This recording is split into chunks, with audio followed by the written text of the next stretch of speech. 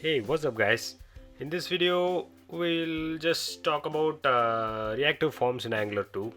As you know, we have already talked about forms previously in a video, I guess. Those forms were like template driven forms that used ng model group, and then all those stuff.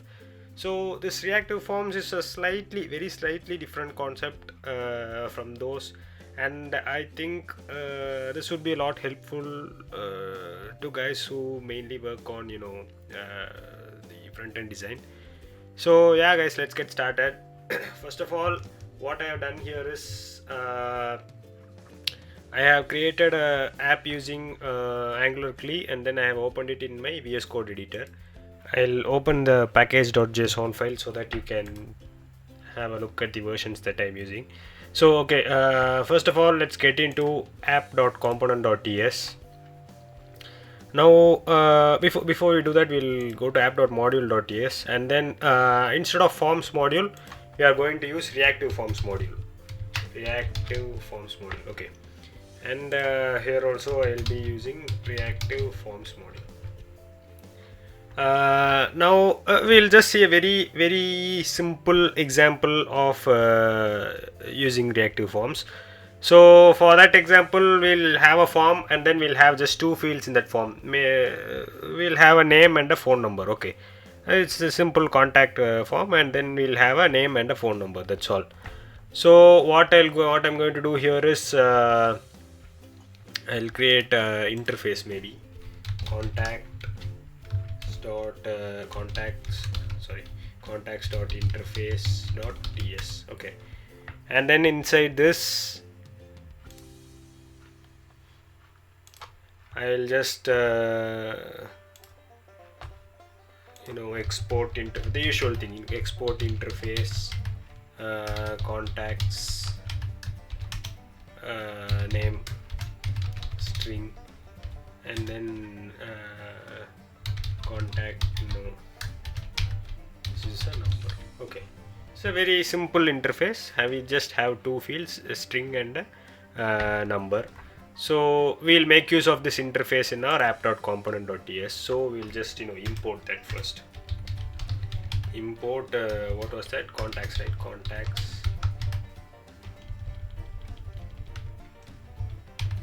from contacts dot interface. Okay, the next thing we'll be doing here is for each and every field in how do I say, it's not exactly field, I would say. Okay, first we'll write the form so that I'll have a better chance at I could explain it a little better. So first of all, what I'll do is I'll just use the form tag, and here we'll be first of all naming the or rather we'll start with form control form, and then here as usual input type equal to, this is a regular form, right? Input type equal to text, placeholder equal to name, and then here form control name. This is a important attribute here that you are mentioning, which will be what was that, name, right? Yeah, name. So name, and then we'll have another input type equal to text, placeholder equal to mobile number, form control name equal to contact name. Okay, slash form.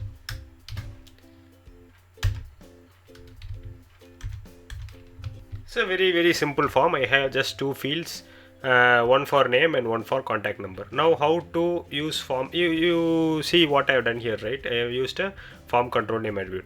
Now let's see how to write corresponding code for that in our app.component.ts file. So first of all, we will just import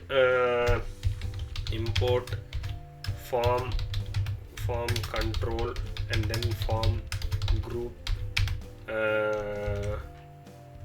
from at angular/forms. Okay, So then what we can do is we can make use of those in our application. So we'll have on init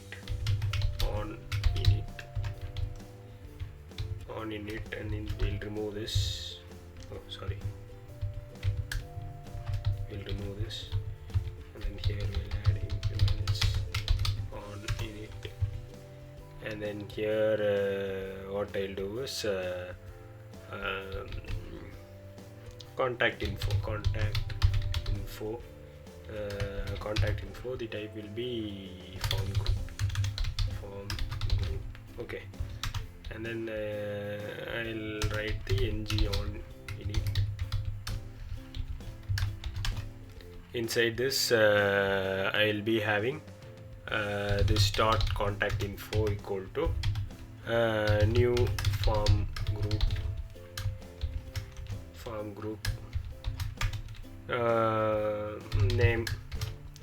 name will be a new form control, and inside this I'll just leave it blank, so without pre-populating anything. And then if there are validators you can give it here, otherwise we'll just leave it blank. And then what else, number, right? Contact, no, this will be new form control. Once again I'll give it a blank. That's it. So I have two form controls in my form group. So form group contains form controls. A form group can also contain another form group inside itself, which can have form controls also. So let's just proceed on with this code. So as usual we have a written code for two form controls and a form group, right? Now let's go ahead and add a submit button here. Every form will have a submit button at the end, right? So we'll add a submit button. Where was it? Yeah. So button type equal to submit, and I'll just give add slash button. Okay, now that we have added a button, we need to go ahead and add ng submit here, right? So first of all I'll add a no validate, and then ng submit equal to on sub, so I didn't close this, guys. I make small mistakes like this often. On submit equal to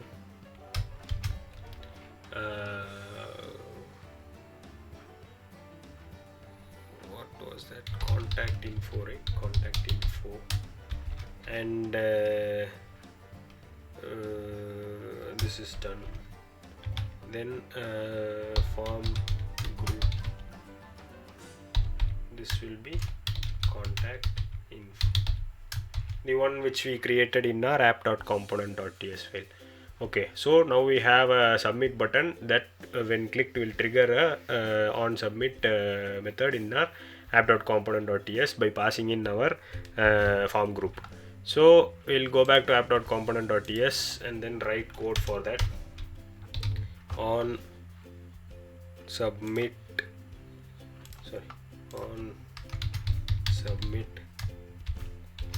value, and we'll have valid, okay, just to check whether it's valid or not. And then this will be value will be contacts, this one, guys, the interface. Okay, and valid will be a boolean. No, not boolean. And this valid thing we need not check right now because you're not using any validators, right? But I'm just showing that. So console.log value valid. So if we submit the form now, let's see what happens. Rather than me saying, if you see it visually you could understand it a lot better, right? So what we have done here is we have just opened app.module.ts, added our reactive forms module instead of the default forms module. Default forms module will allow us to create template driven forms, whereas this module will allow us to do reactive forms. Reactive forms are more robust and flexible, and they offer a variety of options. When template driven forms are also good, but in comparison I feel this is better. So we have just created a couple of fields, and then when clicking on the submit button, it should take us to the on submit method. The on submit method gets triggered. That's all. A very simple piece of code. Let's see what happens when we run this. So I'm going here and then ng serve. Oh, we have two fields, right? Name and mobile number. So first of all, let me click here and then type something. Raja 1 2 3 4 5 6. Okay, get into the console and then click on add. Now you can see a object getting created, right? Whenever you click on trigger, you get an object which will have the fields name and contact number, and our values which we entered here are being sent here.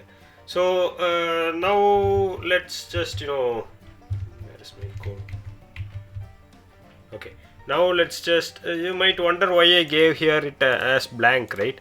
So if I just give something Yogan, and here I'll give 0 0 0 0 0. Okay, and then click on save this. If I run this now, you can see what happens, right? It's pre-populating the value without us giving anything on the on load thing when the app loads, right? So that's why I left it as blank here. Sorry guys, I'm still a bit sick, and but I'm recovering, no issues there. So anyway, let's move on with this. So that's why I was giving it as blank here. Now the next thing we'll see is what to see. Either we can see the validators, or we can just go ahead and see form builder. Form builder is an interesting thing, but I feel validators are essential. We'll go with form builder. We'll see what's a form builder and how it can be used to simplify this code even more, and then we'll go on and see how we can add validators to our reactive forms. So form builder, I would say it rather removes the entire syntax structure which we have here, and then gives us a cleaner and much more simpler interface, guys. For example, wait, let me just show you. Instead of form control, we'll replace it with form builder. Okay, form builder, and then in the construct, we don't have a constructor yet. Okay, so constructor, and then here you just have a form builder will be form builder. Okay, let's make it as private form builder. Okay, so instead of this dot contact info equal to new form group, now what you will do is this dot contact info equal to this dot form builder dot group. Okay, it's a very simple thing, right? Instead of giving it as form group. Now here also inside the form controls are not needed. So we'll remove this, and instead of this we'll give it as blank. Same goes for here as well. Okay, very simple piece of code. So let's see how the changes we made here reflects in our running application. So as you can see, I'll just type Raja 1 2 3 4 5 6 again, and then click on add. See, you get the same result, right? But it provides us a much cleaner where's my code? It provides us a much cleaner way to do this, right? So this is the use of form builder. If you know how to use a form builder, then the coding part will get much simplified for you, and you can save a lot of time. Next thing we'll see is validators. So validators are absolutely necessary for any form that's being written nowadays, right? Coded nowadays. So reactive forms also provide a lot of. We'll just see when I start talking, I just keep talking, and then okay. So oh, sorry, validators. Okay, and here what I'll do is add a validator called validators dot required. Okay, so name is absolutely necessary. Now that we have added a required, here also we can add required. Why not? Validators dot required. Okay, so we have required validators for both name and contact number. Let's change our form a little in order to reflect the thing. Okay, so what I'll do here is after the input, each input I'll add maybe a div. This will be shown only if there is an error, right? So only if contact info dot get. This is a very useful thing, guys. You can just get the form control from that contact info. So contact info is nothing but our group which we created using form builder, right?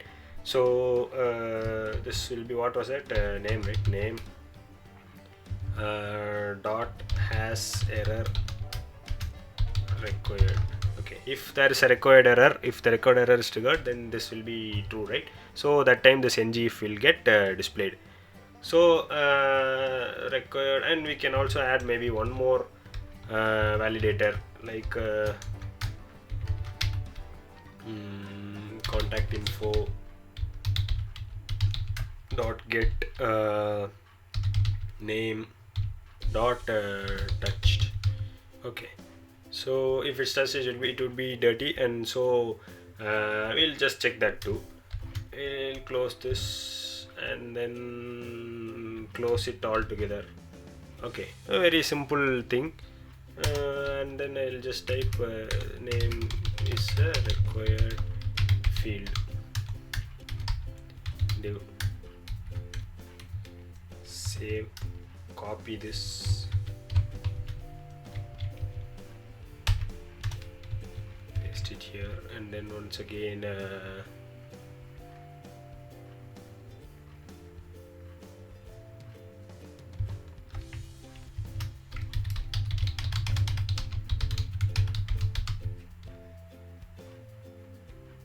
number is a required field, and then here instead of this we'll give contact no.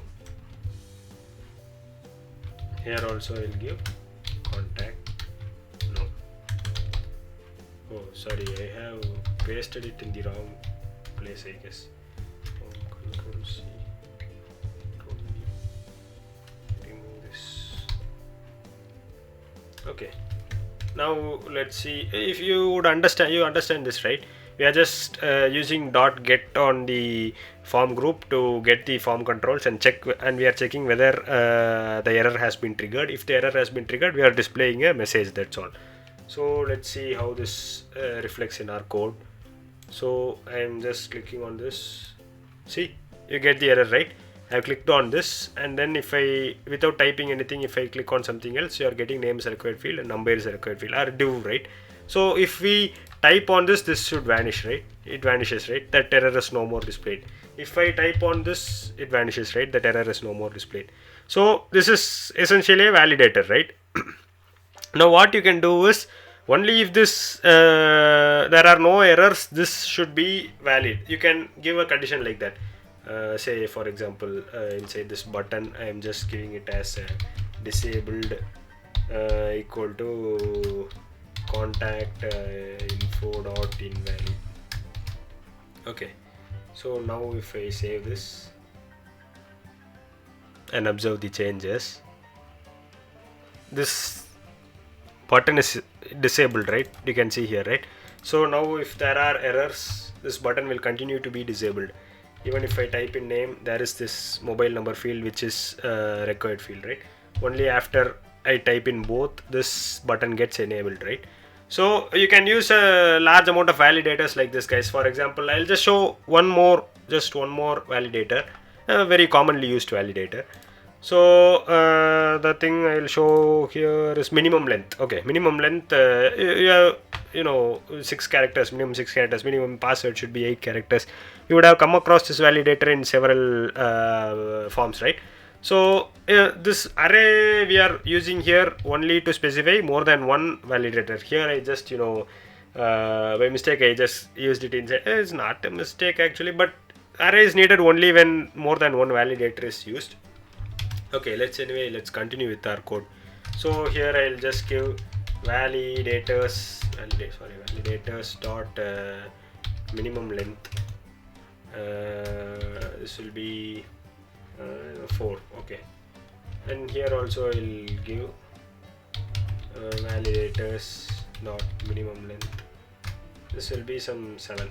Okay, very simple piece of code. We are just using the minimum length. The maximum length validator is also there, so we are just using the minimum length validator here, and we need to check whether this error also gets triggered there, right?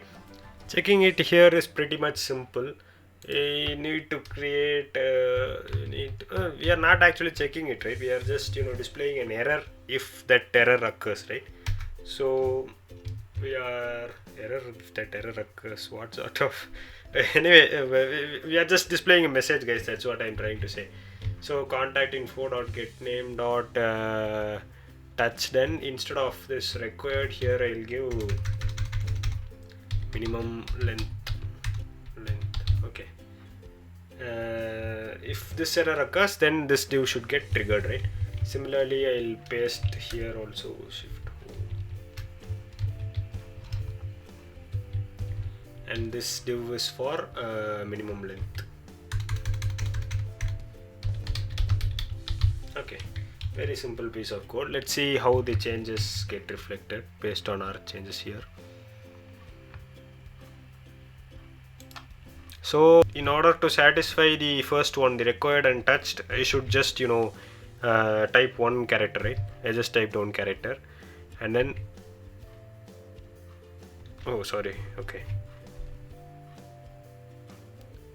I didn't change it here, right? Name should be minimum 4 characters, and number should be minimum 7 characters. Okay, save this. Let's see how the changes are getting reflected here. So in order to first satisfy the first two current conditions, that is the required one and the touched one, I'll just type in one character, and then if I try to move on, it's showing the second validator, right? This one gets kicked in. Name should be minimum 4 characters. So if I type on mobile number also, just 2 characters, so number should be minimum 7 characters. If I type 4 characters, that error disappears, right? And if I type, this error also gets disappeared. And if you noticed, this button is disabled until all the errors vanish, right? And now it is enabled. Button still works. We are able to submit. So this is a very basic example of reactive forms, guys. Reactive forms, you might wonder what's the big difference between template forms and these type of forms. Reactive forms can be very much helpful when you are using a lot of forms in your applications. Maybe your application is a survey application or a poll based application or something like that. In that case, it will be very much helpful. So this is one, this is not a concept, it's a feature of Angular 2 that I wanted to show you guys today. I learned this entire thing from Todd Motto's website. Todd Motto, or we'll just call him Todd. Todd's website, it's toddmotto.com. I'll leave a link to his site in my blog. His site, apart from this reactive forms thing, his site is a wonderful site to learn Angular 2, which I have been frequenting to grab new concepts. He does a lot of stuff, guys. So yeah, this is what I wanted to show you guys today. If you like this video, kindly hit on the like button and show some sort of love or appreciation to me. And if you really want to watch more cool videos like this on Angular 2 or the mobile hybrid app development Ionic 2, kindly subscribe to this channel. I'll be mostly releasing 1 or 2 videos per week on this, sometimes more than that if I'm too much interested. So yeah guys, that's what I wanted to show you guys today. Hope this video helped you guys. Talk to you guys in my next video. Bye.